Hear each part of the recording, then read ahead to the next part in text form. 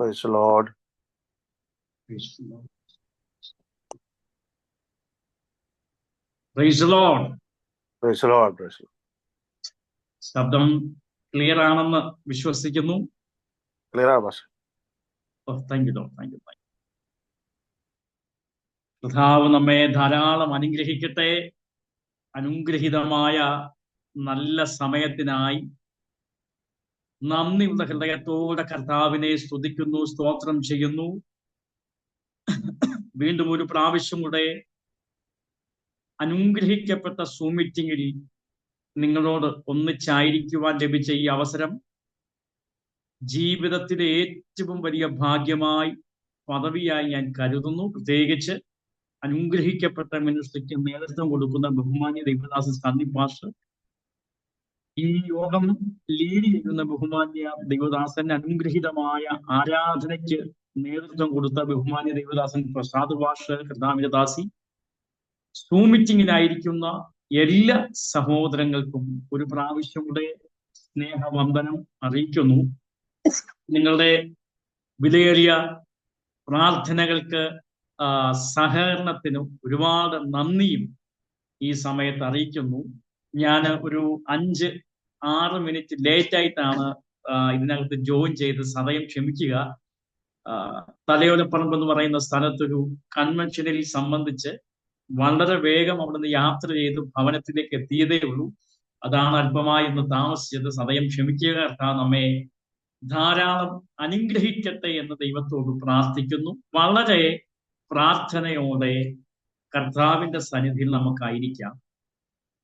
ഇന്ന് രാത്രിയില് നമ്മൾ ഒരുമിച്ച് സൂം മീറ്റിങ്ങിനകത്തായിരിക്കുമ്പോൾ ദൈവമേ, ഏത് ഭാഗമാണ് ഞാൻ ശുശ്രൂഷിക്കേണ്ടത് എന്ന പ്രാർത്ഥനയോടെ ചില ദിവസങ്ങളായിരുന്നപ്പോൾ, ഈ ദിവസങ്ങളിൽ എൻ്റെ സഭയിൽ ബൈബിൾ ക്ലാസ്സിൽ വളരെ ആത്മനിറവോടെ പഠിപ്പിക്കുകയും പ്രസംഗിക്കുകയും ചെയ്യുന്ന ഒരു വലിയൊരു വിഷയം ഇന്ന് രാത്രി നിങ്ങളുമായിട്ട് ഒന്ന് പങ്കുവെക്കുവാൻ കർത്താവിൽ ഞാൻ ശരണപ്പെടുന്നു. നമ്മുടെ പ്രാർത്ഥനാ വേളകളിൽ നമ്മൾ ഒരുപാട് വായിക്കുകയും ഒരുപാട് ധ്യാനിക്കുകയും പ്രത്യേകിച്ച് നമ്മുടെ പ്രാർത്ഥനകളിൽ നാം ഉരുവിടുകയും ചെയ്യുന്ന വളരെ സുപരിചിതമായ ഒരു വേദഭാഗം, മറക്കാൻ കഴിയാത്ത ഒരു വേദഭാഗം, ഹബക്കൂക്ക് പ്രവാചകന്റെ പുസ്തകം 2-ാമത്തെ അധ്യായം അതിന്റെ 3-ാമത്തെ വാക്യമാണ് ഇന്ന് രാത്രിയിലെ ദൈവവചന വിചിന്തനത്തിന് വേണ്ടി നമ്മൾ ഒരുമിച്ച് വായിക്കുവാനായിട്ട് ആഗ്രഹിക്കുന്നത്. ദർശനത്തിന് ഒരു അവധി വെച്ചിരിക്കും. അത് സമാപ്തിയിലേക്ക് ബന്ധപ്പെടുന്നു. സമയം തെറ്റുകയുമില്ല, അത് വൈകിയാലും അതിനായി കാത്തിരിക്ക, അത് വരും, നിശ്ചയം, താമസിക്കത്തുമില്ല. വളരെ പ്രാർത്ഥനയോടെ ദൈവത്തിന്റെ സന്നിധിയിൽ നമുക്കായിരിക്കാം. ദർശനത്തിന് ഒരവധി വെച്ചിരിക്കും. ആ ഒരു ഭാഗം തന്നെ വളരെ ശ്രദ്ധേയമായ ഒരു പദപ്രയോഗമാണ്, അവധിക്ക് വെക്കുക. അത് കേൾക്കുമ്പോൾ തന്നെ നമുക്കറിയാം, കോടതിയുമായി ബന്ധപ്പെട്ട ഒരു വിഷയത്തോടുള്ള ബന്ധത്തിലാണ് സാധാരണ ആ പദം നമ്മൾ കേൾക്കുന്നത്, അവധിക്ക് വെക്കുക.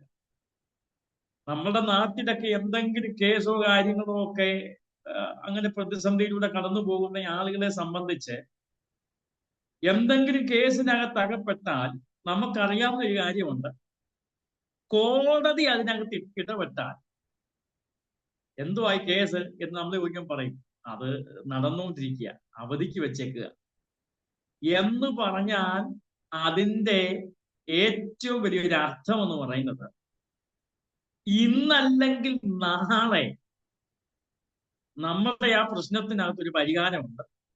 കോടതി അതിനകത്ത് ഇടപെട്ടിട്ടുണ്ട്. ഇന്നോ നാളെയോ കോടതിയിലേക്ക് നമ്മളെ വിളിക്കാനുള്ള സാധ്യതയുണ്ട്. അപ്പൊ ഈ അവധിക്ക് വെച്ചിരിക്കുന്നു എന്ന പദപ്രയോഗം ഭയങ്കര ആശയഗംഭീരമായൊരു പദമാണ്. ഇവിടെ ഹബക്കുക്ക് പ്രവാചകൻ പറയുന്നു, നമ്മുടെ ദർശനം അത് അവധിക്ക് വെച്ചിരിക്കും. അതിനകത്ത് ദൈവമക്കളായ നമ്മളെ സംബന്ധിച്ച് സന്തോഷിക്കാനുള്ള ഏറ്റവും വലിയൊരു വക എന്ന് പറയുന്നത്, നമ്മുടെ ദർശനവും നമ്മുടെ പ്രാർത്ഥനയ്ക്കകത്തും ഇടപെട്ടേക്കുന്നത് ഈ ഭൂമിയിലെ ഏതെങ്കിലും സാധാരണ ഒരു ജഡ്ജിയോ ഈ ഭൂമിയിലെ ഏതെങ്കിലും ലോക്കൽ വക്കീലോ അല്ല, അഖിലാണ്ടത്തിന്റെ ഉടയവനാണ്. അതാണ് നമ്മുടെ ഏറ്റവും വലിയ സന്തോഷം എന്ന് പറയുന്നത്. ആ വാക്യത്തിന്റെ ആഴം നിങ്ങൾക്ക് മനസ്സിലാകുന്നുണ്ടെന്ന് ഞാൻ വിശ്വസിക്കുന്നു. ഇപ്പൊ നമ്മുടെ ദർശനത്തിന്, നമ്മുടെ പ്രാർത്ഥന, അതിനകത്ത് ദൈവം ഇടപെട്ടു. അതുകൊണ്ട് പ്രവാചകൻ പറയുന്നു, ആ ദർശനം അവധിക്ക് വെച്ചിരിക്കുക. ഇനി എന്താ ദർശനമെന്ന് ഞാൻ പറയാം. നമ്മൾ ഒരുപാട് കേൾക്കുന്ന ഒരു പദമാണ്. അല്പസമയം വളരെ ലളിതമായി ഞാൻ ആ ഒരു ഭാഗമാണ് ഒന്ന് ചിന്തിക്കാൻ ആഗ്രഹിക്കുന്നത്. എന്തുവാ ദർശനം? ദർശനം സമം സ്വപ്നം, സ്വപ്നങ്ങൾ. ആഗ്രഹം, ആഗ്രഹങ്ങൾ. ചിന്ത, ചിന്തകൾ. ദൂത്, ദൂതുകൾ. പ്രവചനം, പ്രവചനങ്ങൾ. വാഗ്ദത്തം, വാഗ്ദത്തങ്ങൾ. ഇങ്ങനെ അങ്ങോട്ട് ഏകദേശം 26ഓളം കാര്യങ്ങൾ ഒരു പ്രധാനപ്പെട്ട പഠന വിഷയമായി നമുക്ക് അതൊന്ന് ഒരുക്കിയെടുക്കുവാനായിട്ട് സാധിക്കും. അങ്ങനെയുള്ള ചില കാര്യങ്ങൾക്ക് ഇതെല്ലാം കൂടെ ഒരു ഒറ്റ ഫ്രെയിമിനകത്ത് കൊണ്ടുവന്നിട്ട് പ്രവാചകൻ പറയുന്നു, ഇത് നിന്റെ ദർശനമാണ്. ഒന്നും കൂടെ ഞാൻ പറയാം. സ്വപ്നം, സ്വപ്നങ്ങൾ. ആഗ്രഹം, ആഗ്രഹങ്ങൾ. ചിന്ത, ചിന്തകൾ. കാലാകാലങ്ങളായി നാം കേട്ടുവരുന്ന ദൂതുകൾ, പ്രവചനങ്ങൾ. നമ്മളെ കുറിച്ച്, നമ്മുടെ മിനിസ്ട്രിയെ കുറിച്ചോ നമ്മുടെ തലമുറകളെ കുറിച്ചോ ദൈവമായ കർത്താവ് നമ്മളോട് നേരിട്ടോ പ്രവാചകന്മാരുടെ പറഞ്ഞ ദൂതുകൾ, പ്രവചനങ്ങൾ. വാഗ്ദത്തം, വാഗ്ദത്തങ്ങൾ. ഇതെല്ലാം കൂടെ ഒരു ഒറ്റ ഫ്രെയിമിനകത്ത് കൊണ്ടുവന്നിട്ട് പ്രവാചകൻ പറയുന്നു, ആ സ്വപ്നം, ആ ആഗ്രഹം, ആ വാഗ്ദത്തങ്ങൾ, ആ ദൂതുകൾ നിന്റെ ദർശനമാണ്. ആ ദർശനത്തിന് ദൈവം ഒരു അവധി വെച്ചിട്ടുണ്ട്. എനിക്ക് ഭയങ്കരമായ ഇഷ്ടമുള്ള ഒരു അർത്ഥം എന്താണെന്ന് ചോദിച്ചാൽ, മനക്കോട്ട കെട്ടുക, എന്നിട്ട് അത് കിട്ടി എന്ന സന്തോഷത്തിൽ ചിരിക്കുക എന്നൊരർത്ഥം കൂടെ ഉണ്ട്.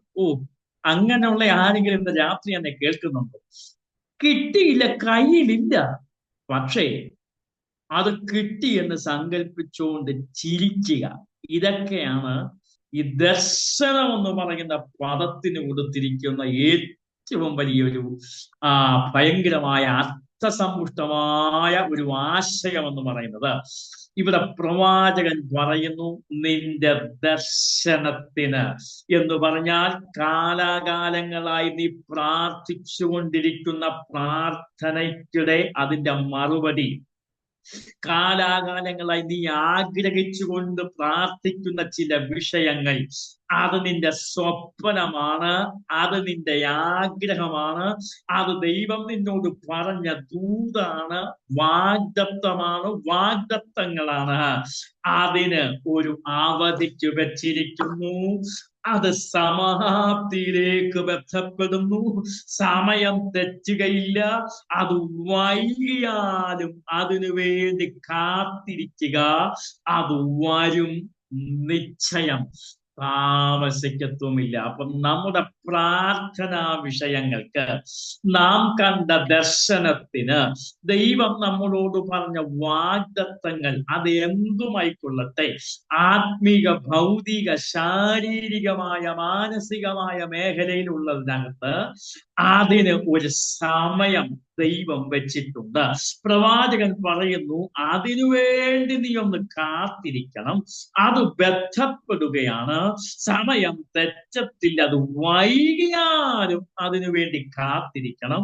അത് വരും, നിശ്ചയം, താമസിക്കത്തുമില്ല. Praise the Lord. ഇനി ഞാൻ പറഞ്ഞു, മനക്കോട്ട കെട്ടുക, ചിരിക്കുക എന്നൊരർത്ഥമൊക്കെ ഉണ്ടാകുക. ചില ആളുകളെ അത് ചോദിച്ചാൽ പറയും, ശരിയാ, ചില വിഷയങ്ങൾക്ക് വേണ്ടി നമ്മൾ പ്രാർത്ഥിക്കുമ്പം അത് കയ്യിൽ കിട്ടിയെന്നോർത്ത് ഇങ്ങനെ ചിരിച്ചുകൊണ്ട് നടക്കുന്ന ആളുകളെ. ഈ ഒരു ഉദാഹരണം ഞാൻ പറയാം, അപ്പം നിങ്ങൾക്കിത് മനസ്സിലാവും. വായിക്കേണ്ട ഉൽപ്പത്തി പുസ്തകം 18-ാമത്തെ അധ്യായത്തിൽ സർവശക്തനായ ദൈവം 2 ദൂതന്മാരും കൂടെ അബ്രഹാമിന്റെ കൂടാരത്തിൽ വരുന്ന ഒരു ചരിത്രമാണ്.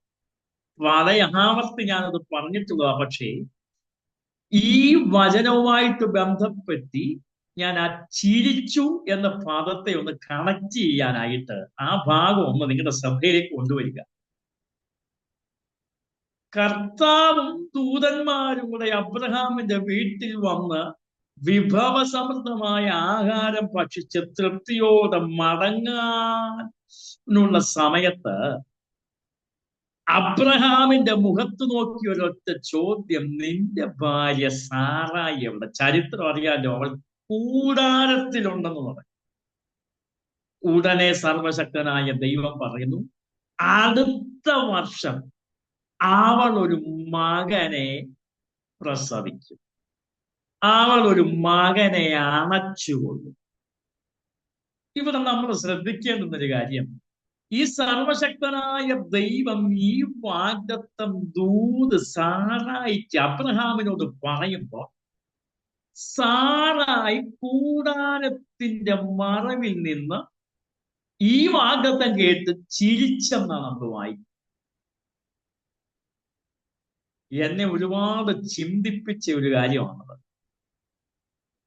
അബ്രഹാമിനോട് വയസ്സ് ചെന്ന അബ്രഹാമിനോട് അടുത്ത വർഷം വരുമ്പോൾ നിന്റെ ഭാര്യ ഒരു മകനെ പ്രസവിക്കുമെന്ന് സർവശക്തനായ ദൈവം തമ്പുരാന്റെ ദൂത് കേട്ട് കർത്തന്റെ പുറകിൽ നിന്ന് സാറായി ഉള്ളിൽ ചിരിച്ചു. ഉടനെ ദൈവം അബ്രഹാമിനോട് ചോദിക്കുക, നിന്റെ ഭാര്യ സാറായി ചിരിച്ചു. എന്തിനാ ചിരിച്ചേ? ഭയങ്കരമായ ഒരു ചോദ്യമാണ്. പെട്ടെന്ന് സാറായി പറഞ്ഞു, ഇല്ല ഞാൻ ചിരിച്ചില്ല. അല്ല, നീ ചിരിച്ചു. വാഗ്ദത്തം കേട്ടിട്ടും, കാരണം സാറായി ചിരിക്കാനുള്ള കാരണം എന്താണെന്ന് വ്യക്തമായി അത് പറയുന്നുണ്ട്. സ്ത്രീകൾക്കുള്ള പതിവ്, ഞങ്ങൾ വൃദ്ധരായല്ലോ, ഇനി ഞങ്ങൾക്കൊരു കുഞ്ഞുണ്ടാകാനുള്ള സാധ്യത ഒട്ടുമേ ഇല്ല എന്നൊരു വിചാരത്തിൽ, ഹൃദയത്തിൽ വിചാരം വന്നിട്ടാണ് സാറായി ചിരിച്ചത്. പക്ഷെ എന്റെ വിഷയമല്ല. 2 അധ്യായം മുമ്പിലോട്ട് നമ്മൾ വായിക്കുമ്പം ഇതേ വാഗ്ദത്തം സർവശക്തനായ ദൈവം അബ്രഹാമിനോട് പറഞ്ഞപ്പോൾ അബ്രഹാം കവിണ്ണു വീണ് ചിരിച്ചെന്നാണ് നമ്മൾ വായിക്കുന്നത്. നിനക്ക് ഞാൻ ഒരു മകനെ തരുമെന്ന് അബ്രഹാമിനോട് ദൈവം പറഞ്ഞപ്പോൾ അബ്രഹാം ചിരിച്ചെന്നല്ല, കവിണ്ണു വീണ് ചിരിച്ചു. പക്ഷെ ദൈവം, നീ എന്തിനാ ചിരിച്ചെന്ന് ചോദിച്ചില്ല. പക്ഷെ സാറായിയോട് ദൈവം ചോദിക്കുന്നു, നീ ചിരിച്ചു, നീ ഉള്ളിൽ ചിരിച്ചു, എന്തിനാ ചിരിച്ചു? സത്യത്തിൽ ദൈവത്തിന് എന്തെങ്കിലും പാർഷ്യാലിറ്റി ഉണ്ടോ എന്ന് നമ്മൾ അറിയാതെ ചിന്തിച്ചു. ദൈവവചനം പഠിക്കുന്നവർക്ക് നന്നായിട്ടറിയാം അബ്രഹാം ആരായിരുന്നു. ബഹുജാതികൾക്ക് പിതാവ്, വിശ്വാസത്തിന്റെ പിതാവ്, വിശ്വാസികളുടെ പിതാവ് എന്നൊക്കെ അബ്രഹാമിനെ കുറിച്ച് വെറുതെ പറഞ്ഞതല്ല ദൈവമക്കളെ. അബ്രഹാമിന്റെ ഒരു പ്രത്യേകത എന്താണെന്ന് അറിയാമോ? അബ്രഹാമിന്റെ വിശ്വാസത്തെക്കുറിച്ച് ലേഖനത്തിൽ പൗലോസ് പറയുന്ന ഒരു ഭാഗമുണ്ട്. മകനെ കൊണ്ട് യാഗം അർപ്പിക്കാൻ വേണ്ടി മോറിയ മലയിലേക്ക് പോകുമ്പോൾ അബ്രഹാമിന് ഒരു വിശ്വാസത്തെക്കുറിച്ച് പൗലോസ് ലീഹ പറയുന്നത് ഇങ്ങനെയാണ്: ഓ, ഈ ചാരത്തിൽ നിന്ന് പോലും എനിക്ക് എൻ്റെ മകനെ തിരിച്ചു നൽകാൻ കഴിയുന്നവനാണ് എൻ്റെ കരം പിടിച്ചേക്കുന്നത്. അങ്ങനെയുള്ള ദൈവമാണ് എന്നോട് വാഗ്ദത്തം പറഞ്ഞത് എന്ന വിശ്വാസമുള്ളവനായിരുന്നു അബ്രഹാം. മനസ്സിലായോ? ഇവിടെ അബ്രഹാം ചിരിക്കാനുള്ള കാര്യം എന്താണെന്ന് നിങ്ങൾക്ക് പിടികിട്ടിയില്ലെന്ന് എനിക്ക് മനസ്സിലായി. ഞാനതൊന്ന് പറയാം. ദൈവമക്കളെ, അബ്രഹാമിന്റെ പ്രത്യേകത എന്താണെന്ന് ചോദിച്ചാൽ, കയ്യിൽ ദൈവം ഒരു വാഗ്ദത്തം പറഞ്ഞത് കയ്യിൽ കിട്ടുന്നതിന് മുമ്പേ അത് കിട്ടി എന്ന ആഗ്രഹത്തിൽ അതോർത്ത് സന്തോഷിക്കുന്ന ഒരു ഭക്തനായിരുന്നു അബ്രഹാം. എന്ന് പറഞ്ഞാൽ, വയസ്സാങ്കാലത്ത് നിനക്ക് ഞാനൊരു മകനെ തരുമെന്ന് പറഞ്ഞ അബ്രഹാം ചിരിച്ചതിന്റെ കാര്യം അവിശ്വാസത്തിലല്ല, വയസ്സാങ്കാലത്ത് തനിക്ക് കിട്ടാൻ പോകുന്ന മകനെ ഓർത്ത്. ഞാൻ എൻ്റെ ബൈബിൾ ക്ലാസ്സിൽ ഇങ്ങനെ പറയാറുണ്ട്: ഈ വയസ്സാങ്കാലത്ത് ഗർഭിണിയായ തന്റെ ഭാര്യയുടെ കയ്യെ പിടിച്ചുകൊണ്ട് ആ സ്ഥലത്തൂടെ നടക്കുന്നതും, ഏകദേശം 1 വർഷം കഴിയുമ്പോൾ അവൾ ഒരു മകനെ പ്രസവിക്കുന്നതും, പ്രസവിച്ച മകനെ കൊണ്ട് യാത്ര ചെയ്യുമ്പം ആളുകൾ അയ്യോ ഇതെന്തൊരു അത്ഭുതമാണെന്ന് പറയുന്നതും, ഇങ്ങനെയുള്ള ചില കാര്യങ്ങളൊക്കെ അങ്ങോട്ട് മനസ്സിൽ കണ്ടിട്ട്, പക്ഷെ കുഞ്ഞിനെ കയ്യിൽ കിട്ടിയില്ല, പക്ഷെ അത് കിട്ടി എന്ന വിശ്വാസത്തിൽ അബ്രഹാം കവിണ്ണു വീണങ്ങോട്ട് ചിരിക്കാൻ തുടങ്ങി. മനസ്സിലാകുന്നുണ്ടോ? എന്ന് പറഞ്ഞാൽ, ദൈവം കൊടുത്ത വാഗ്ദത്തം തന്റെ കയ്യിൽ ലഭിക്കുന്നതിന് മുമ്പ് അത് ലഭിച്ചു എന്ന വിശ്വാസത്തോടെ ദൈവത്തിന്റെ വാഗ്ദത്തത്തെ ഏറ്റെടുത്തവനായിരുന്നു അബ്രഹാം. അങ്ങനെ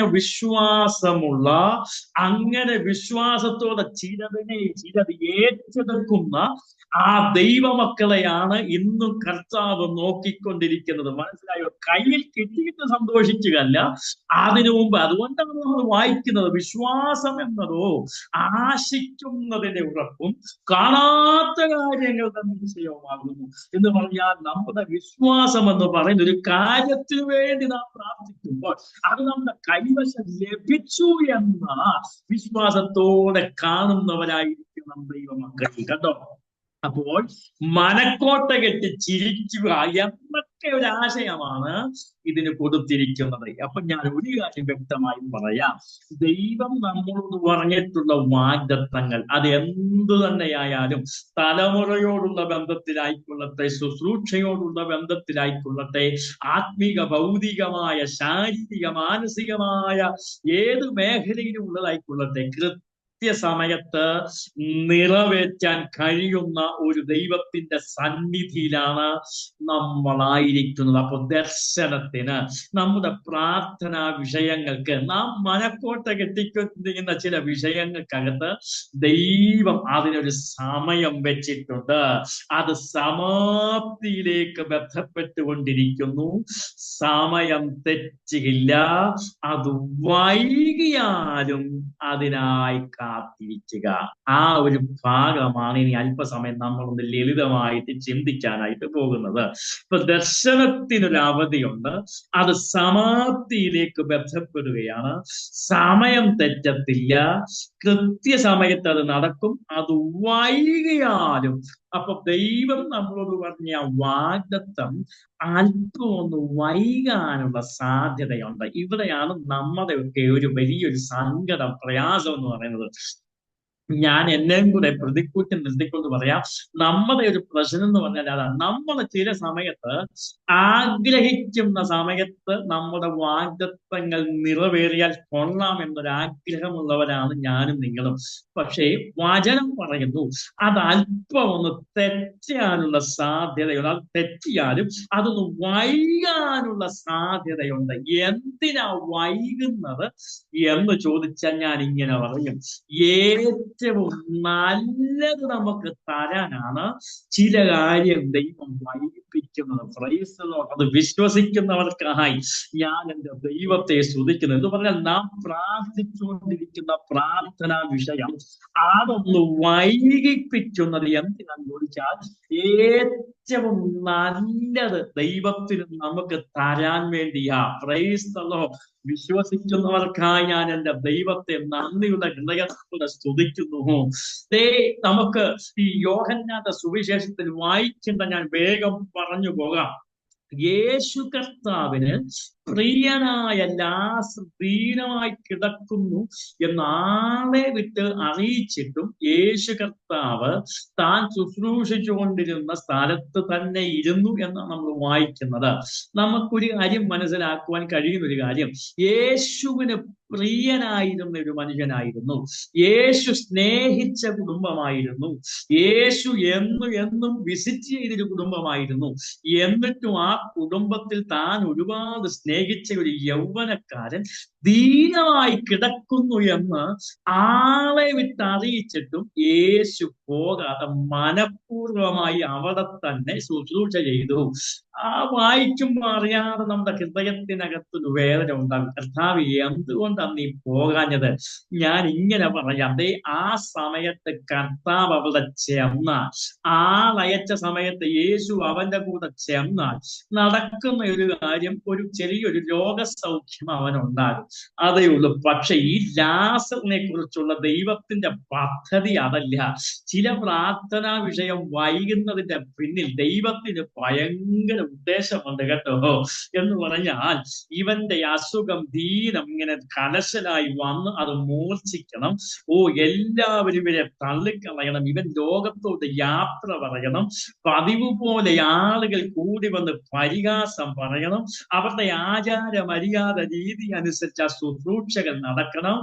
അങ്ങനെ നടന്നു കഴിയുമ്പം ആളുകൾ പലരും പറയും, അയ്യോ എന്നിട്ട് യേശുവിന് എന്തുമാത്രം ഇഷ്ടമുള്ള വീടായിരുന്നു, മനുഷ്യനായിരുന്നു, എന്നിട്ട് യേശു തിരിഞ്ഞു നോക്കിയില്ലല്ലോ എന്ന് ആളുകൾ പരിഹസിക്കണം. ഇതിന്റെ എല്ലാം നടുവിൽ 3 ദിവസം കഴിഞ്ഞ് 4-ാമത്തെ ദിവസമാണ് യേശു ആ വീട്ടിൽ വരുന്നത്. കല്ലറയ്ക്കൽ വരുന്നത് എന്തിനാണെന്ന് നിങ്ങൾക്ക് മനസ്സിലായോ എന്ന് പറഞ്ഞാൽ, പരിഹസിക്കുന്ന ആളുകൾ അവിടെയുണ്ട്. ആ കല്ലറയുടെ മുമ്പിൽ ഇന്നലെ വരെ അവരെ കുറ്റം പറഞ്ഞ യേശുവിനെ കൂടെ പരിഹസിച്ച ആളുകളുണ്ട്. ഈ പരിഹസിച്ച ആളുകൾ നോക്കി നിൽക്കെ, കുറ്റം പറഞ്ഞ ആളുകൾ നോക്കി നിൽക്കെ, ഇനി അവനെ കൊണ്ട് ഒരു പ്രയോജനമില്ലെന്ന് പറഞ്ഞ ആളുകൾ നോക്കി നിൽക്കെ, നാറ്റം വെച്ചല്ലോ എന്ന് പറഞ്ഞവനെ ഒരു ഒറ്റ വാക്കുകൊണ്ട് വെളിയിൽ കൊണ്ടുവന്ന് ബഥാന്യ ഗ്രാമം മുഴുവൻ നോക്കി നിൽക്കെ അവരെ ഉയർത്തി എഴുന്നേൽപ്പിക്കണം എന്നുള്ളതാണ് ദൈവത്തിന്റെ ഭയങ്കരമായ പദ്ധതി. ഇപ്പൊ നിങ്ങൾക്ക് മനസ്സിലായോ? ചില പ്രാർത്ഥനാ വിഷയം ദൈവം കേൾക്കാതെ ഇരിക്കുന്നത് നമ്മളോട് ഇഷ്ടമില്ലാത്തത് കൊണ്ടല്ല, നമ്മളോട് ഭയങ്കര ഇഷ്ടമുള്ളതാണ്. എന്തുകൊണ്ടെന്നാൽ അതിനുള്ള ഉത്തരം പൗലോസ് പറയുന്നു, നാം ചോദിക്കുന്നതിനും നനയ്ക്കുന്നതിനും അത്യന്തം പരമായി നമ്മൾ ചെയ്തു തരണം എന്ന് ദൈവത്തിന്, കർത്താവിന് ആഗ്രഹമുള്ളത് കൊണ്ടാണ് ചില പ്രാർത്ഥനാ വിഷയം ഒന്ന് വൈകുന്നത്. മനസ്സിലായോ? ഏറ്റവും നല്ലത് നമ്മെ ദേശത്ത് ആദരിക്കാൻ, നാം ആയിരിക്കുന്ന ഇടത്ത് നമ്മെ അനുഗ്രഹിക്കാൻ ദൈവത്തിന് പദ്ധതി ഉള്ളത് കൊണ്ടാണ് ചില കാര്യങ്ങൾ സർവശക്തനായ ദൈവം ഒന്ന് വൈകിപ്പിക്കുന്നത്. ഒന്നും കൂടെ ഞാനത് ആവർത്തിക്കാം. ദർശനത്തിന് അവധി വെച്ചിരിക്കുന്നു, അത് സമാപ്തിയിലേക്ക് ബന്ധപ്പെടുന്നു. സമയം തെറ്റുകയുമില്ല. അത് വൈകിയാലും അതിനുവേണ്ടി കാത്തിരിക്കണം. അത് വരും നിശ്ചയം, ഒട്ടും താമസിക്കത്തില്ല. ചിലത് വൈകുന്നതിനുള്ള കാരണം ഞാൻ പറഞ്ഞു, ഏറ്റവും നല്ലത് നമുക്ക് തരാൻ വേണ്ടിയാ. Praise the Lord. 1-2 ഉദാഹരണങ്ങൾ പറഞ്ഞ് ഞാൻ അടുത്ത ഭാഗത്തിലേക്ക് പോകാം. യോഹന്നാന്റെ സുവിശേഷം 5-ാം അധ്യായം 6-ാമത്തെ വാക്യത്തിൽ ഇങ്ങനെയാണ് നമ്മൾ കാണുന്നത്. അവൻ കിടക്കുന്നത് യേശു കണ്ടു.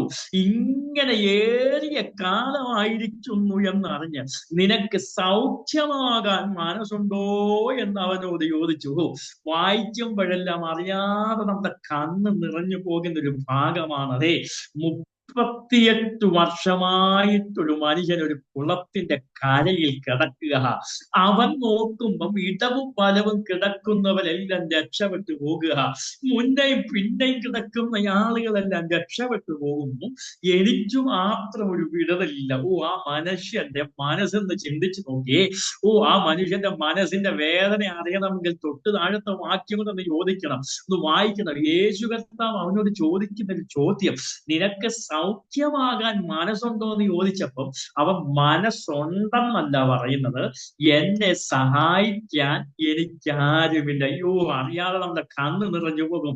എന്ന് പറഞ്ഞാൽ അതിന്റെ അർത്ഥം, ഒരു കാലത്ത് എനിക്ക് അപ്പനുണ്ടായിരുന്നു, അമ്മയുണ്ടായിരുന്നു, സഹോദരി സഹോദരങ്ങൾ ഉണ്ടായിരുന്നു, സ്വന്തം ബന്ധുമിത്രാദികൾ ഉണ്ടായിരുന്നു, കൂട്ടുകാരുണ്ടായിരുന്നു. പക്ഷെ ഈ ഒരു പ്രതിസന്ധി എനിക്ക് അകപ്പെട്ടപ്പോൾ, ഈ ഒരു പ്രതിസന്ധിക്കകത്ത് ഞാൻ അകപ്പെട്ടപ്പോൾ എനിക്ക് ആരുമില്ല, കൂട്ടുകാരില്ല, ദേശനിവാസികളില്ല, ചാർച്ചക്കാരില്ല, എല്ലാവരും എന്നെ വിട്ടുപോയി.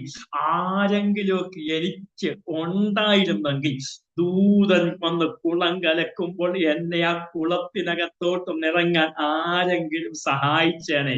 ഇപ്പൊ എന്നെ സഹായിക്കാൻ എനിക്കാരുമില്ല. അപ്പൊ ആ മനുഷ്യന്റെ ഏറ്റവും വലിയ പ്രതിസന്ധി പ്രശ്നം എന്ന് പറഞ്ഞാൽ, ഒന്ന് അവൻ തളർന്നു കിടക്കുക, മറ്റൊന്ന് ആരുമില്ലാത്ത ഒരു മനുഷ്യൻ. ഒന്നും രണ്ടും ദിവസമല്ല, ആഴ്ചയല്ല, വർഷം, 38 വർഷം ഒരൊറ്റ കിടപ്പി മനുഷ്യൻ കിടക്കുക. മനസ്സിലായോ?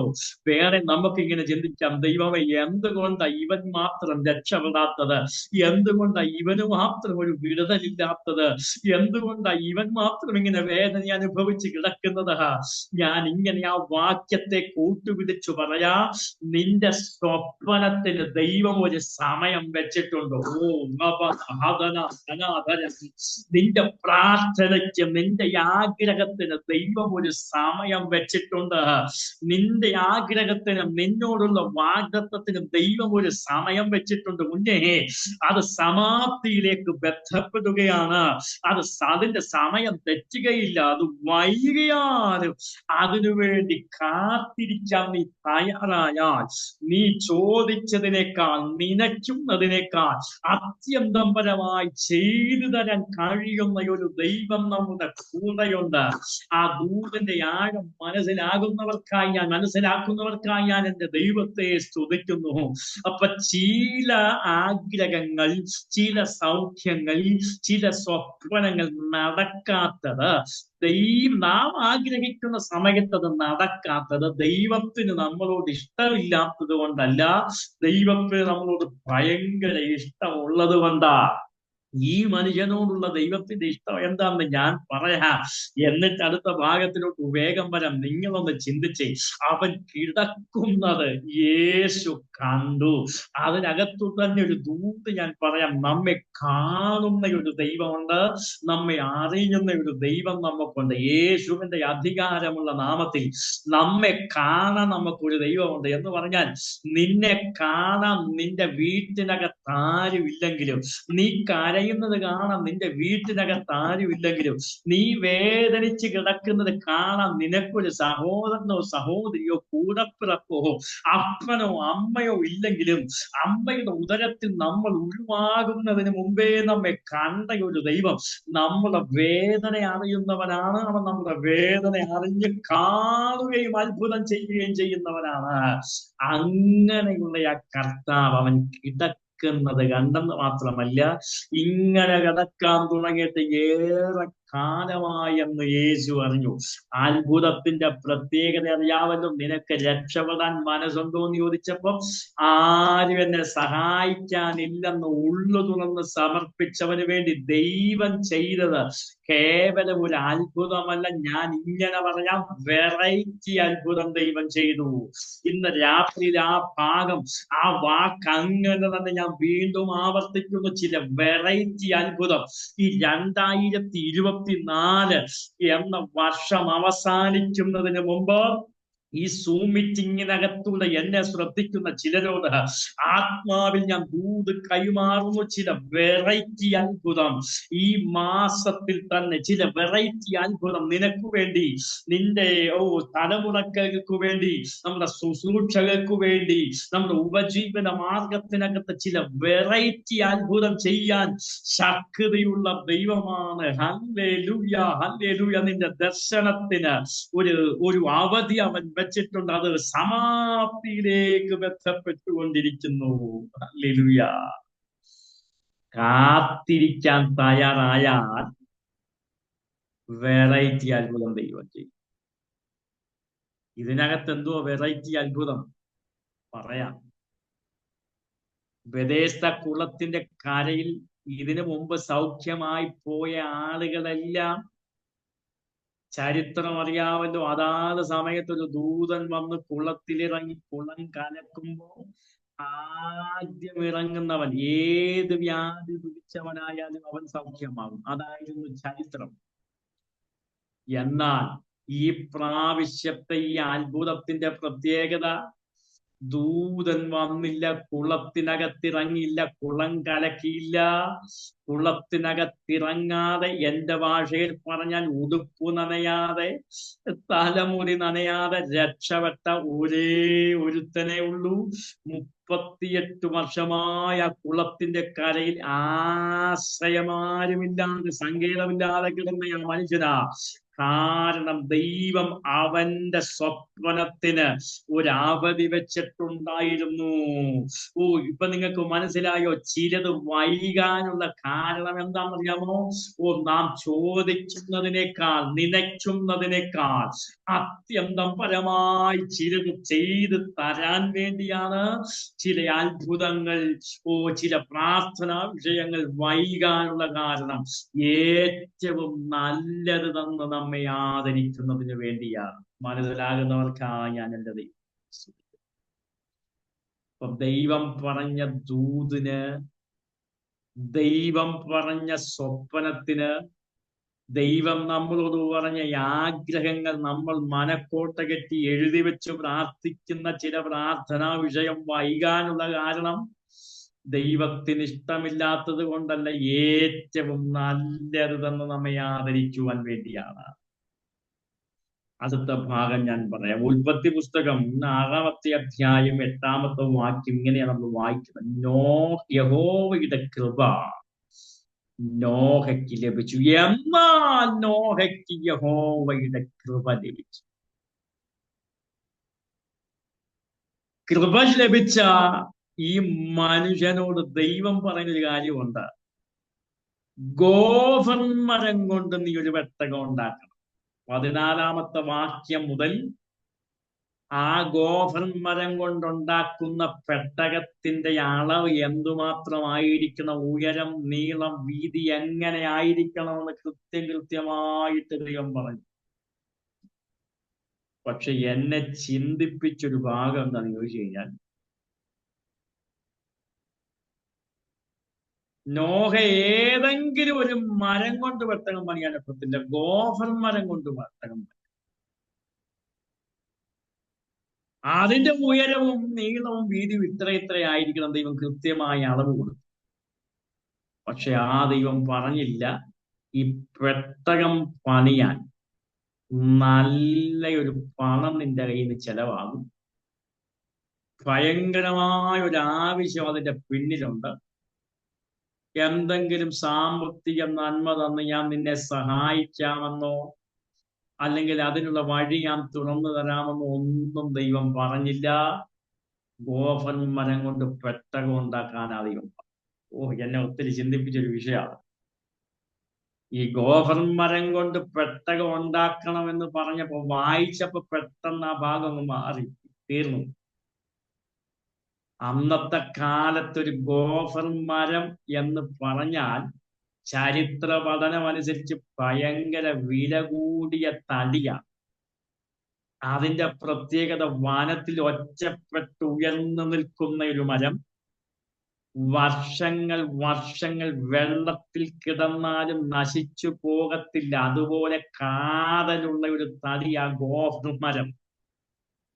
ഈ ഗോഫർ മരം കൊണ്ട് ദൈവം പറഞ്ഞ അളവിൽ ഒരു പെട്ടകം ഉണ്ടാക്കണമെങ്കിൽ, ഒരു പടുകൂറ്റൻ കപ്പൽ ഉണ്ടാക്കണമെങ്കിൽ ചില്ലറ പൈസയൊന്നും പോരാ. ഓ, ദൈവം പറഞ്ഞില്ല ഞാൻ അതിന് നിന്നെ സഹായിക്കാമെന്ന്. ഒരു ചരിത്ര പഠനമുണ്ട്, കേട്ടോണെന്ന് രാത്രി. സർവശക്തനായ ദൈവം തമ്പുരാൻ നോഹയോട് ഈ കാര്യം പറഞ്ഞപ്പോ വീട്ടിൽ വന്നവൻ ആരോട് ആലോചിച്ചു എന്താ ചെയ്യണ്ടേ. ഭാര്യയോടും മക്കളോടും പറഞ്ഞു, സർവശക്തനായ ദൈവം എന്നോട് ഇങ്ങനെ ഒരു കാര്യം പറഞ്ഞിട്ടുണ്ട്, എന്ത് ചെയ്യണം?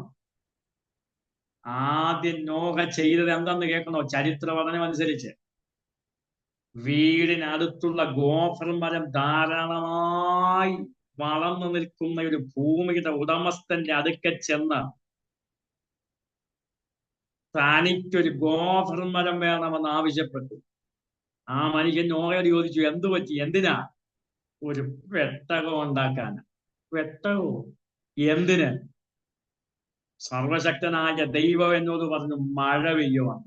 ആ മനുഷ്യൻ നോഹയെ അടിമുടി ഒന്ന് നോക്കി.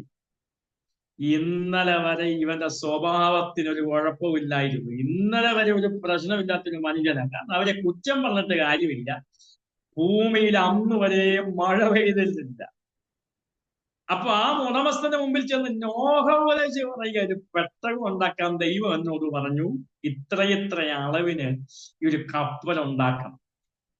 ആ മനുഷ്യൻ മനസ്സിൽ പറഞ്ഞു, ഇവന് മുഴുത്ത വട്ട, ഇവൻ മുഴുപ്രാന്തനാണ്. ഒരു കാര്യം ആ ഭൂമിയുടെ ഉടമസ്ഥന് മനസ്സിലായി, ഇവനെ പറ്റിക്കാൻ എളുപ്പമാണ്. ഭൂമിയിൽ ഇല്ലാത്ത വില അദ്ദേഹം പറഞ്ഞു. ഒരു മരം വാങ്ങിച്ചു, കാട്ടിൽ നിന്ന് അത് വെട്ടിയെടുത്തു വന്ന് വീട്ടിൽ കൊണ്ടുവന്ന് വിദഗ്ധരായ ആചാര്യമാരെ കൊണ്ട് പണി അങ്ങോട്ട് തുടങ്ങി. അവരും ചോദിച്ചു, എന്തിനാ? ഒരു പെട്ടകം ഉണ്ടാക്കാൻ, ഒരു കപ്പൽ ഉണ്ടാക്കാൻ. അവരും ഇവനെ ആരെയും കൂടി ഒന്ന് നോക്കി. ഇന്നലെ വരെ ഒരു പ്രശ്നമില്ല. അവരും തമ്മിൽ പറഞ്ഞു, ഇവൻ എന്തോ മുഴുത്ത പ്രാന്ത, എന്തോ പ്രശ്നമുണ്ട്, പ്രാർത്ഥിച്ചുകൊണ്ടിരുന്നോണം. പണി അങ്ങോട്ട് ആരംഭിച്ചു. കുറച്ചു കഴിഞ്ഞപ്പോഴത്തേക്ക് പിന്നെയും വേണം ഗോപുരം വരെ. ഒന്നും ആയിട്ടില്ല. തന്റെ കയ്യിലുണ്ടായിരുന്ന സാമ്പത്തികം മുഴുവൻ ഈ ഭക്തനായ പ്രാർത്ഥനാ മനുഷ്യൻ ഗോപുരം മരം കൊണ്ട് പെട്ടകമുണ്ടാക്കുന്നതിന് വേണ്ടി വിറ്റു തുലച്ചു. അതാ ചരിത്രം. പിന്നെയും വേണം ഗോപുരം മരം. എന്ത് ചെയ്തെന്നറിയാമോ? മൂത്ത മകനെ വിളിച്ചു പറഞ്ഞു, മോനെ, നിനക്ക് വേണ്ടി ഞാൻ കുറച്ച് വസ്തുവകകൾ ശേഖരിച്ചു വെച്ചിട്ടുണ്ടായിരുന്നു. ഭൂമി നിന്റെ അനുവാദത്തോടുകൂടെ ആ ഭൂമി അപ്പൻ ഉടമസ്ഥന് കൈമാറുക. കാരണം ദൈവം പറഞ്ഞിട്ടാണ് ഞാൻ ഇത് പണിയുന്നത്. മകന്റെ അനുവാദത്തോടുകൂടെ മൂത്ത മകന് വേണ്ടി എഴുതി വച്ചിരുന്ന ഭൂമി മുഴുവൻ ഈ നോഹ എന്ന് പറയുന്ന പ്രാർത്ഥനാ മനുഷ്യൻ ഉടമസ്ഥന്റെ കയ്യിൽ കൊണ്ടുപോയി കൊടുത്തു. വീണ്ടും കുറച്ചു ഗോഫർ മരം വാങ്ങി പണി അങ്ങോട്ട് നടന്നുകൊണ്ടിരിക്കുമ്പോ വീണ്ടും പണിയുന്ന ആചാര്യമാര് പറഞ്ഞു, ഇല്ല, ഇത് ഒന്നുമായിട്ടില്ല. ചുരുക്കി ഞാൻ അങ്ങോട്ട് പറയാം, രണ്ടാമത്തവന്റെ അനുവാദത്തോടുകൂടെ അവന്റെ വസ്തുവകകൾ മുഴുവൻ വിറ്റു തുലച്ചു. വീണ്ടും പണി ആരംഭിച്ചപ്പോ അവര് പറഞ്ഞു, ഇല്ല ഇല്ല, ഒന്നുമായിട്ടില്ല. മൂന്നാമത്തെ മകന്റെയും അവന്റെ പേരിൽ എഴുതി വെച്ചിരുന്ന വസ്തുവകകളെല്ലാം എഴുതി വെച്ച് അതിന് കിട്ടിയ ധനം കൊണ്ട് ഗോഫർ മരം വാങ്ങിച്ചങ്ങോട്ട് വീട് പണി തുടങ്ങിയപ്പോ അവര് പറഞ്ഞു, ഇല്ല ഇല്ല, ഇനിയും വേണം ഗോഫർ മരം, ഒന്നുമായിട്ടില്ല. ചരിത്ര പുസ്തകം ഇങ്ങനെയാ പറയുന്നത്, അവന്റെ വീട്ടിനകത്തുണ്ടായിരുന്ന സാധന സാമഗ്രികൾ മുഴുവൻ ദൈവത്തിന്റെ വാക്ക് കേട്ടുകൊണ്ട് ഈ മനുഷ്യൻ വിറ്റു തുലച്ചു. എന്നിട്ടും മരം വാങ്ങിച്ചങ്ങോട്ട് പണി അങ്ങോട്ട് നന്നായി നടന്നുകൊണ്ടിരിക്കുമ്പം അവര് പറഞ്ഞു, ഇനിയും ചില മരങ്ങൾ കൂടെ ഉണ്ടെങ്കിലേ ഈ പറഞ്ഞ അളവിലുള്ള പടുകൂറ്റൻ കപ്പലിന്റെ പണി തീരത്തുള്ളൂ. ആ ഭക്തനായ മനുഷ്യൻ നോക്കിയപ്പോ ഇനി വസ്തുവകകളില്ല, ധാന്യങ്ങളൊന്നുമില്ല, നാണയത്തുട്ടുകൾ ഒന്നുമില്ല. ഇപ്പൊ വീട് മാത്രം, താമസിക്കുന്ന ഭവനം മാത്രമുണ്ട്. ഒരു കാര്യം ചെന്ന് പറഞ്ഞു, അപ്പൊ ഭാര്യയുടെ കൂടെ ഒന്ന് ആലോചിച്ചപ്പോ ഭാര്യ പറഞ്ഞു, എന്തായാലും നമുക്കുള്ളതെല്ലാം നമ്മൾ കൊടുത്തിട്ടല്ലേ ഇതെല്ലാം വാങ്ങിച്ചത്. ആ ഉടമസ്ഥനോടൊന്ന് പറ, നമുക്ക് എന്തെങ്കിലും ഒരു മരം ഫ്രീ ആയിട്ട് തരാൻ. അങ്ങനെ ഭാര്യയുടെ കാര്യം കേട്ടുകൊണ്ട് ഈ ഉടമസ്ഥന്റെ അടുക്കൽ ചെന്നപ്പോ അദ്ദേഹം പറഞ്ഞു, മുതലാളി പറഞ്ഞു, ഇല്ല ഇല്ല, അത് ഞാൻ ഒരിക്കലും തരികയില്ല, അങ്ങനെ സമ്മതിക്കത്തില്ല, ഇനി എന്റെ കയ്യിൽ തരാനായിട്ട് ഒന്നുമില്ലെന്ന് നോഹ പറഞ്ഞപ്പോ പറഞ്ഞു, അല്ലല്ലോ, നീ താമസിക്കുന്ന വീടുണ്ടല്ലോ, അതും കൂടെ ഇങ്ങ് എഴുതി തന്നേക്കാൻ പറഞ്ഞു. അങ്ങനെ മനസ്സില്ല മനസ്സോടെ കുഞ്ഞുങ്ങളുടെ ഭാര്യയുടെ ആ അനുവാദത്തോടെ താൻ താമസിക്കുന്ന കഷ്ടപ്പെട്ടുണ്ടാക്കിയ, എന്റെ ഭാഷയിൽ പറഞ്ഞാൽ അധ്വാനിച്ചുണ്ടാക്കിയ, പ്രാർത്ഥിച്ചു മേടിച്ച ആ ഭവനം കൂടെ ഉടമസ്ഥന്റെ പേരിൽ എഴുതി കൊടുത്തിട്ട് ദൈവം പറഞ്ഞ കൽപ്പനയ്ക്ക് വേണ്ടി നിന്ന ഒരു ഭക്തനായിരുന്നു നോഹ എന്ന് പറയുന്ന പ്രാർത്ഥനാ മനുഷ്യൻ. പക്ഷെ ആ മുതലാളി ഒരു കാര്യം പറഞ്ഞു, നോഹ ഒരു കാര്യം പറഞ്ഞ, സൗഹൃദമൊക്കെ സൗഹൃദമാണ്, ഈ പെട്ടകത്തിന്റെ പണി എന്ന് കഴിയുന്നോ അന്ന് വരെ നിനക്ക് ഈ വീട്ടിൽ താമസിക്കാനുള്ള അനുവാദം ഞാൻ തരാം. ഈ പെട്ടകത്തിന്റെ പണി തീർന്നാൽ ഉടനെ നീ നിന്റെ വീട്ടിൽ നിന്ന് ഇറങ്ങിക്കോണം. ഈ ഒരു അനുവാദത്തോടെ എഗ്രിമെന്റിനകത്ത് അങ്ങനെ തന്നെ സൈൻ ചെയ്തിട്ട് നോഹ ബാക്കിയുള്ള തടിയുടെ വന്ന് ആചാര്യമാരുടെ കയ്യിൽ കൊടുത്ത് മനോഹരമായ നിലയിൽ ഈ പെട്ടകത്തിന്റെ പണി അങ്ങോട്ട് വീണ്ടും ആരംഭിച്ചു. പെട്ടകത്തിന്റെ പണി ഇങ്ങനെ വന്ന് അതിന്റെ മിനുക്കുപണികളെല്ലാം തീർന്നു. ഏകദേശം പടുകൂറ്റൻ കപ്പലിന്റെ പണി തീരാറായ സമയത്ത്, ഇനിയും കേട്ടോണം, ഭക്തനായ മനുഷ്യന്റെ ഹൃദയത്തിനകത്ത് ഭയങ്കരമായൊരു സംഘർഷം, ഭയങ്കരമായൊരു വേദന. അയ്യോ, ഇന്നലെ വരെ കയറി കിടക്കാൻ ഒരു വീടുണ്ടായിരുന്നു, ഇതിന്റെ പണി ഇനി ചില മിനിറ്റുകൂടെ കഴിയുമ്പോൾ ഇത് അവസാനിക്കും. എഴുതി വച്ചിരിക്കുന്ന മുതലാളിയോട്, ഉടമസ്ഥനോട് പറഞ്ഞിരിക്കുന്നത് എന്താണെന്നറിയാമോ, പണി എപ്പ തീരുന്നു അപ്പം വീട്ടിൽ ഇറങ്ങിക്കൊള്ളാമെന്ന. പ്രാർത്ഥന മനുഷ്യന്റെ ഹൃദയത്തിനകത്തങ്ങോട്ട് ഹൃദയം വേദനയോടെ വികസിക്കാൻ തുടങ്ങി. എന്തു ചെയ്യും? ഭാര്യയുടെ കൈ പിടിച്ച്, മക്കളുടെ മരുമക്കളുടെ കൈ പിടിച്ച് എങ്ങോട്ട് പോകും? ചരിത്രം പറയുന്നത് ഇവന്റെ സ്വന്തം ബന്ധുമിത്രാദികളുടെ വീട്ടിനകത്തൊരു ചർച്ചയുണ്ടായി. അവരെല്ലാവരും കൂടെ പറയാ, അയ്യോ കേട്ടോ, നോഹയുടെ കാര്യം കേട്ടോ, ഇവൻ എന്തോ ഒരു മാനസികമായ ഒരു പ്രശ്നം ഉണ്ടായിട്ടുണ്ട്, ഇല്ലെങ്കിൽ ഇങ്ങനെ ചെയ്യുമോ, മൂത്ത മകന്റെ വസ്തുവകകളെല്ലാം വിറ്റു തുലച്ചു, ഇളയവന്റെ വസ്തുവകകളെല്ലാം വിറ്റു തുലച്ചു, ഇപ്പൊ വീടും കൂടെ കൊടുത്തെന്നാ കേട്ടത്. ചാച്ചക്കാര് പറഞ്ഞു, ഇങ്ങോട്ട് വല്ലതും വന്നാൽ ഞാൻ കേട്ടത്തില്ല കേട്ടോ, ചേട്ടനും അനിയനും ഒക്കെ ശരിയാ, സമ്മതിക്കുന്നു, പക്ഷെ എന്റെ വീട്ടിലോട്ട് വന്നാൽ നോഹയെ ഞാൻ കേട്ടില്ല. കാരണം 1 2 പേരല്ല, 8 പേരാണ്. അങ്ങനെ ദേശം മുഴുവൻ ഒരു തീരുമാനമെടുത്തു, എന്ത് സംഭവിച്ചാലും അവന്റെ അഹങ്കാരം കൊണ്ട് വന്നു പോയതായത്, അവനെ നമ്മുടെ വീട്ടിൽ കയറ്റരുത്. ഈ പ്രാർത്ഥന മനുഷ്യന്റെ ഹൃദയത്തിനകത്ത് ഭയങ്കര മാനസികമായ സംഘർഷം ഉണ്ടാകാൻ തുടങ്ങി. അതുവരെ ഇല്ലാത്തൊരു വേദന ഇങ്ങനെ അനുഭവിക്കാൻ തുടങ്ങി. പെട്ടെന്നൊരു മനുഷ്യൻ വന്ന് പറഞ്ഞു, അതേ പെട്ടകത്തിന്റെ പണി മൊത്തം കഴിഞ്ഞു കേട്ടോ. അതും കൂടെ കേട്ടപ്പം പ്രാർത്ഥന മനുഷ്യൻ ആകെപ്പാടെ തകർന്ന് തരിപ്പണമായി നിൽക്കുക. പെട്ടകത്തിന്റെ പണി തീർന്നെന്ന് കേട്ടപ്പം മുതലാളി, ആ ഭൂമിയുടെ ഉടമസ്ഥൻ ഇങ്ങനെ നടന്നു വരികയാണ്. ചരിത്ര പഠനം ഞാനൊന്ന് ആവർത്തിക്കുക. ദേശത്തിലുള്ള സകല ആളുകളും ആ മുതലാളിയുടെ കൂടെ വരിക. എന്തിനാണെന്നറിയാമോ? പെട്ടകത്തിന്റെ പണി കണ്ടിട്ട് കൈകൊട്ടാൻ വരികയല്ല, പെട്ടകത്തിന്റെ പണി കണ്ടിട്ട് അയ്യോ ഭയങ്കരമായിരിക്കുന്നു, മനോഹരമായിരിക്കുന്നു എന്ന് പറയാനല്ല വന്നത്. ഈ മനുഷ്യനെയും കുടുംബത്തെയും വീട്ടിൽ നിന്ന് ഇറക്കി വിടുന്നത് കാണാൻ ആളുകൾ വന്ന് നിൽക്കുന്നത് മനസ്സിലാകുന്നുണ്ടോ? ഇവൻ തകരുന്നത് കാണാൻ വേണ്ടി ആളുകൾ വന്ന് നിൽക്കുക. ഇവൻ തകരുന്നത് കാണാൻ, ഇവന്റെ തല കുനിയുന്നത് കാണാൻ, ഇവന്റെ കുഞ്ഞുമക്കൾ കരയുന്നത് കാണാൻ, പ്രാർത്ഥനാ മനുഷ്യന്റെ തല കുനിയുന്നത് കാണാനാണ് മുതലാളിയും കൂടെ ആളുകളും വന്നേക്കുന്നേ. മുതലാളി വന്ന് പറഞ്ഞു, യോനാച്ചായോ, നിന്റെ പെട്ടകത്തിന്റെ പണിയെല്ലാം കഴിഞ്ഞു.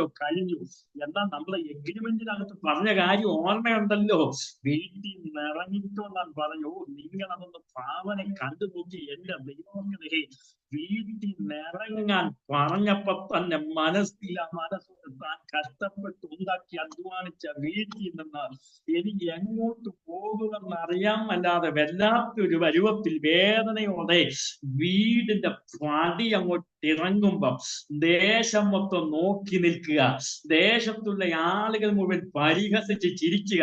എടാ, ഇവനെപ്പോലൊരു ഭ്രാന്തൻ ഈ ലോകത്തിലുണ്ടോ? ഇവനെപ്പോലൊരു മുഴുവട്ടൻ ഈ ലോകത്തിലുണ്ടോ? ഏതോ ഒരു ദൈവം പറഞ്ഞെന്നും പറഞ്ഞ് അതേ പെട്ടകം ഉണ്ടാക്കി വെച്ചേക്കുക. ഇനി ഇവൻ എങ്ങോട്ട് പോകും?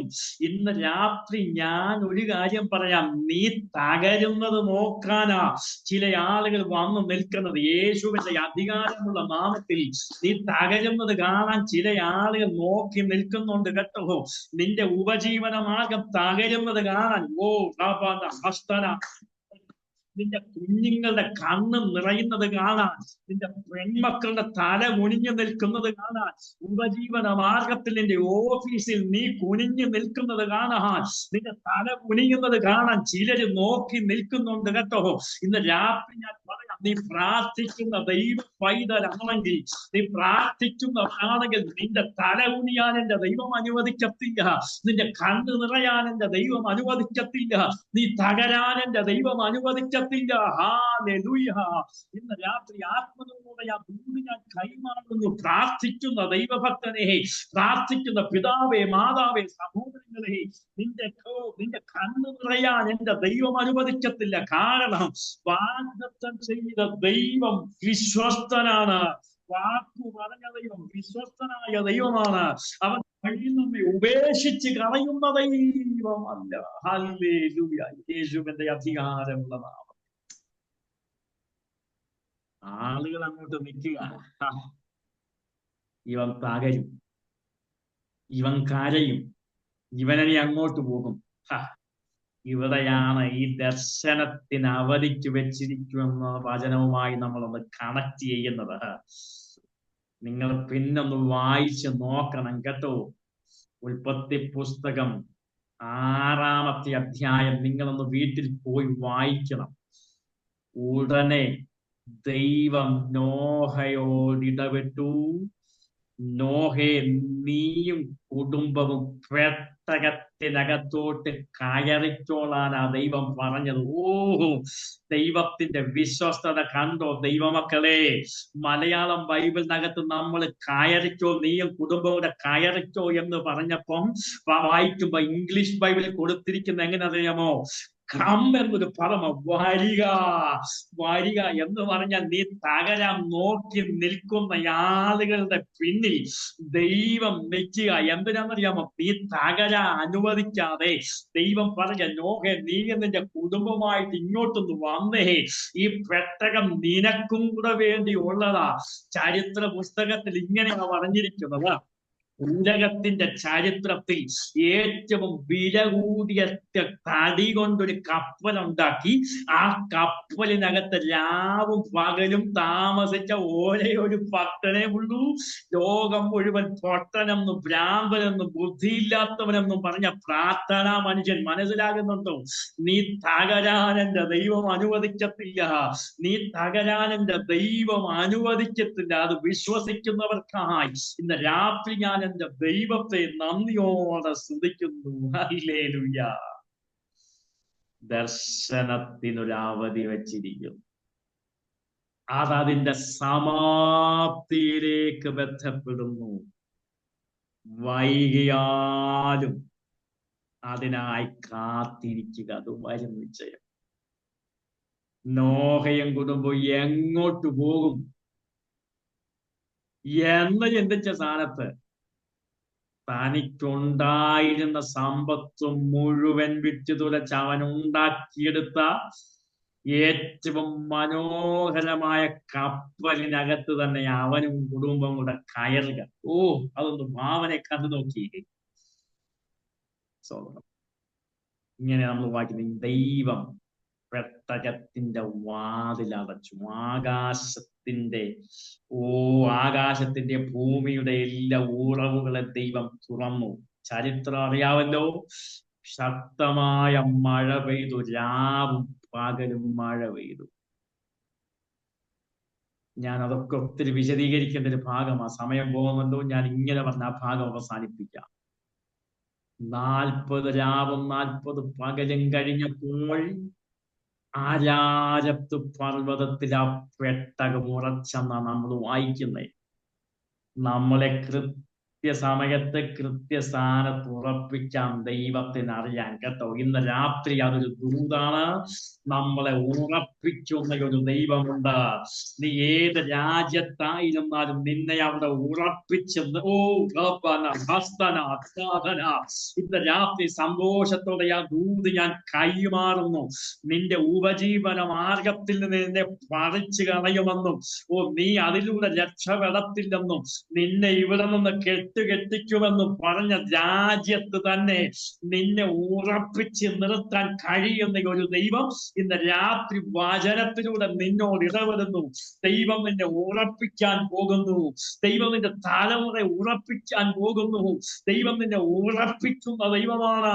അവൻ ക്രിസ്തു എന്ന പാറമേൽ നിന്നെ ഉയർത്തി ഉറപ്പിക്കുന്ന ദൈവം അത്രേ. ഹല്ലേലൂയ. അരാരത്ത് പർവ്വതത്തിൽ ആ പെട്ടകം 40 രാവും 40 പകലും കഴിഞ്ഞ് ഇതാണ് എന്റെ വിഷയം. ദർശനത്തിന് അവധി വച്ചിരിക്കുന്നു. അത് സമാപ്തിയിലേക്ക് ബന്ധപ്പെട്ടു. സമയം തെറ്റത്തില്ല.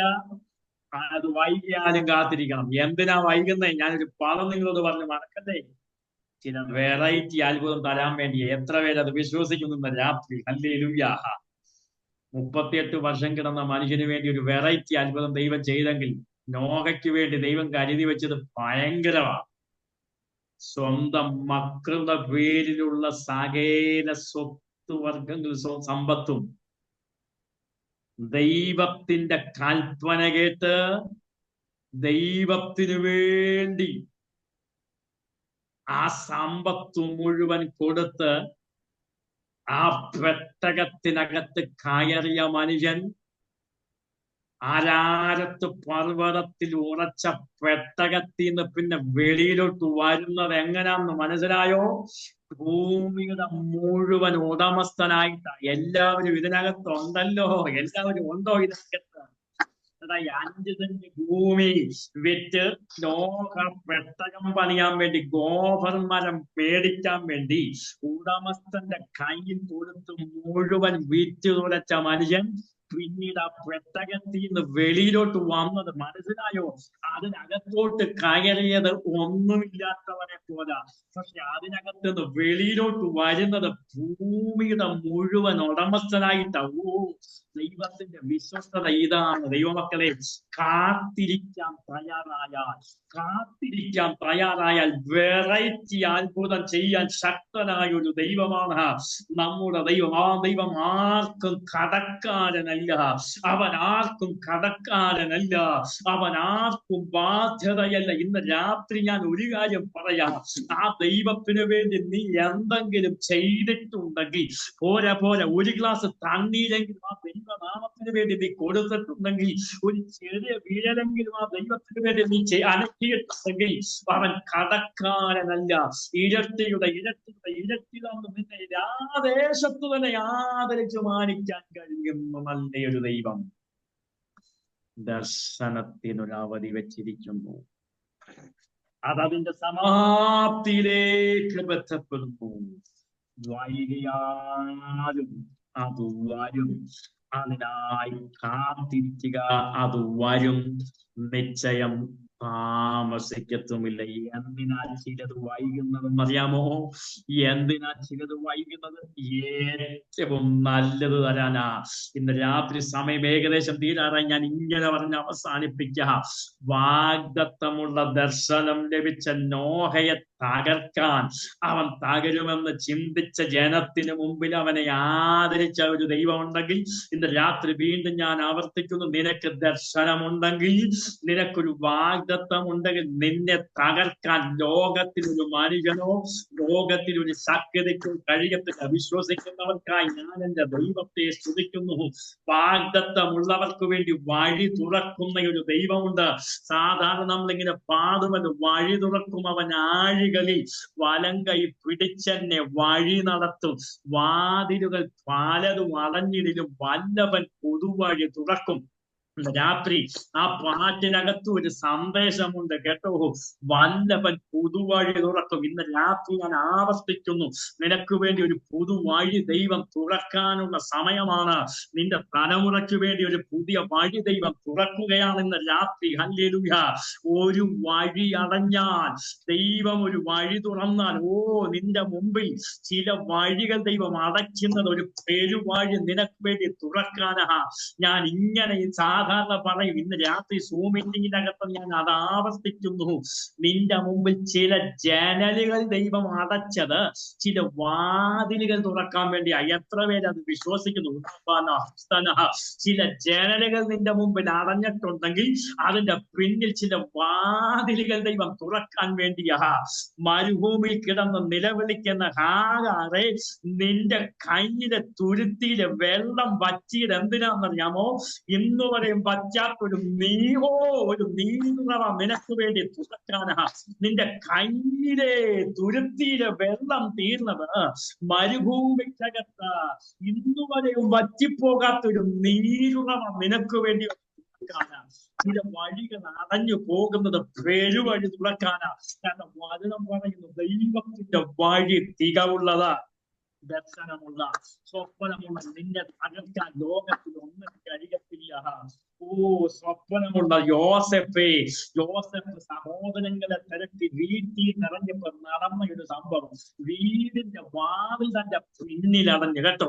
അപ്പന്റെ വാക്ക് കേട്ടുകൊണ്ട് ജ്യേഷ്ഠ സഹോദരങ്ങൾക്കുള്ള ആഹാരമായി 17 വയസ്സുള്ള ചെറുപ്പക്കാരൻ വീടിന്റെ പടിയിറങ്ങിയപ്പം വീടിന്റെ വാതിൽ തന്റെ പിന്നിലടഞ്ഞു പോയി. പക്ഷെ ഒരു കാര്യം പറയാം, വീടിന്റെ വാതിലെ അടഞ്ഞിട്ടുള്ളൂ. അങ്ങ് ദൂരെ രാജകൊട്ടാരത്തിന്റെ വാതിൽ ദൈവം നിനക്ക് വേണ്ടി തുറന്നു വെച്ചിരിക്കുക. യേശുവിന്റെ അധികാരം നാമത്തിൽ വീടിന്റെ വാതിൽ അടഞ്ഞ രാജകൊട്ടാരത്തിന്റെ വാതിൽ ദൈവം നിനക്ക് വേണ്ടി തുറക്കും. നിന്റെ തുരുത്തിയിലെ വെള്ളം തീർന്നാൽ ഇന്ന് വരെ തീരാത്ത നീരുറവ ദൈവം തുറക്കും. ചില ജനലുകൾ അടഞ്ഞാൽ വാതിൽ തുറന്ന് നിന്നെ സഹായിക്കാൻ കഴിയുന്ന ഒരു ദൈവം ഇന്ന് രാത്രി വീണ്ടും ഞാൻ ആവർത്തിക്കുന്നു. ദർശനമുള്ളവനെ തകർക്കാൻ ഒന്നും കഴിയത്തില്ല. ദർശനമുള്ളവൻ പൊട്ടക്കിണറ്റി വീണാലും, ദർശനമുള്ളവൻ സിംഹത്തിന്റെ ഗുഹയ്ക്കകത്ത് വീണാലും, ദർശനമുള്ളവൻ തീച്ചൂളക്കകത്ത് വീണാലും, ദർശനമുള്ളവൻ പത്മോസ് ദ്വീപിനകത്ത് വീണാലും, ഒരു കാര്യം പറയാം, നിനക്ക് ദർശനമുണ്ടോ? നിന്നെ ആദരിക്കുന്ന ഒരു ദൈവമുണ്ട്. പ്രതിസന്ധിക്കകത്ത് നിന്നെ കരകയറ്റുന്ന ഒരു ദൈവമുണ്ട്. കാരണം ദർശനത്തിനൊരു അവധി വച്ചിരിക്കുന്നു. അതതിന്റെ സമാപ്തിയിലേക്ക് ബന്ധപ്പെടുന്നു. വൈകിയാലും അത് വരും. നിശ്ചയം അതിനു വേണ്ടി കാത്തിരിക്കുക. നമ്മുടെ കണ്ണുകളെ ദൈവത്തിന്റെ സന്നിധിയിൽ അടയ്ക്കാം. എനിക്ക് അറിയാം സമയം മുന്നോട്ട് പോയി. 1 മിനിറ്റ് കൊണ്ട് ഇന്ന് രാത്രിയിലെ ഈ സന്ദേശം ഞാൻ ഇവിടെ അവസാനിപ്പിക്കുന്നു. ദർശനമുള്ളവനെ തകർക്കാനൊന്നും കഴിയത്തില്ല. ദർശനമുള്ളവൻ പൊട്ടക്കിണറ്റി വീണാലും പൈസയകത്തോ. ദർശനമുള്ളവൻ പൊട്ടക്കിണറ്റി വീണാലും, സിംഹത്തിന്റെ ഗുഹയ്ക്കകത്ത് വീണാലും, തീച്ചുളയിൽ വീണാലും, അവിടെയെല്ലാം വന്ന് നിന്നെ കരം പിടിച്ചുയർത്തുന്ന ഒരു ദൈവമുണ്ട്. കാരണം ഹബക്കൂക്ക് പ്രവാചകൻ പറയുന്നു, നിനക്കൊരു ദർശനമുണ്ട്. ദർശനത്തിനൊരു അവധി വെച്ചിരിക്കുന്നു. അതതിന്റെ സമാപ്തിയിലേക്ക് ബന്ധപ്പെടുന്നു. വൈകുന്നത് എന്തിനാന്ന് ചോദിച്ചാൽ ഏറ്റവും നല്ലത് തന്ന് നിന്നെ ആദരിക്കാനാ. വൈകിയാലും അത് വരും നിശ്ചയം. അതിനു വേണ്ടി കാത്തിരിക്കുക. പ്രതിസന്ധി ഇല്ലെന്നല്ല, പ്രതിസന്ധി വന്നോട്ടെ, പ്രതികൂലം വന്നാലും കൈവിടാത്ത ഒരു ദൈവമുണ്ട്. വാഗ്ദത്തം പറഞ്ഞൊരു ദൈവമുണ്ട്. ഈ വാഗ്ദത്തം ഇന്ന്, നാളെ, ഈ ആഴ്ചയിൽ, ഈ മാസം അവസാനിക്കുന്നതിന് മുമ്പ് ഒരു കാര്യം കൂടെ ഞാൻ ഇങ്ങനെ പറഞ്ഞ് അവസാനിപ്പിക്കാം. ഈ 2024 എന്ന വർഷം അവസാനിക്കുന്നതിന് മുമ്പ് 31-ാം തീയതി നിനക്ക് സാക്ഷ്യം പറയാൻ തക്ക നിലയിൽ എന്റെ ദൈവം എന്നെ അനുഗ്രഹിച്ച് ഉയർത്തി, എന്റെ തലമുറയെ ദൈവം ഉയർത്തി എന്ന് പറയാൻ നിനക്കൊരു അനുഗ്രഹം ദൈവം വെച്ചിട്ടുണ്ട്. ആ ദൂത് ഏറ്റെടുക്കുന്നവർക്കായി ഞാൻ എന്റെ ദൈവത്തെ സ്തുതിക്കുന്നു. 31-ാം തീയതി ഇയർ എൻഡിങ് മീറ്റിംഗിന് എന്റെ ദൈവം എന്റെ പ്രാർത്ഥന കേട്ടു എന്ന് തന്റെ ഇടത്തോടെ ചങ്കൂറ്റത്തോടെ പറയാൻ ഒരു അത്ഭുതം, ഒരു വെറൈറ്റി അത്ഭുതം ദൈവം നിനക്ക് വേണ്ടി ഒരുക്കി വെച്ചിരിക്കുന്നു. അത് സമാപ്തിയിലേക്ക് ബന്ധപ്പെട്ടുകൊണ്ടിരിക്കുന്നു. വൈകിയാലും അതിനു വേണ്ടി കാത്തിരിക്കുക. അത് വരും നിശ്ചയം. വചനങ്ങളാൽ ദൈവം നമ്മെ അനുഗ്രഹിക്കട്ടെ.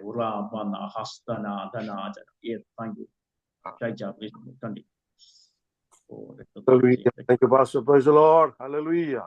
Thank you, Pastor.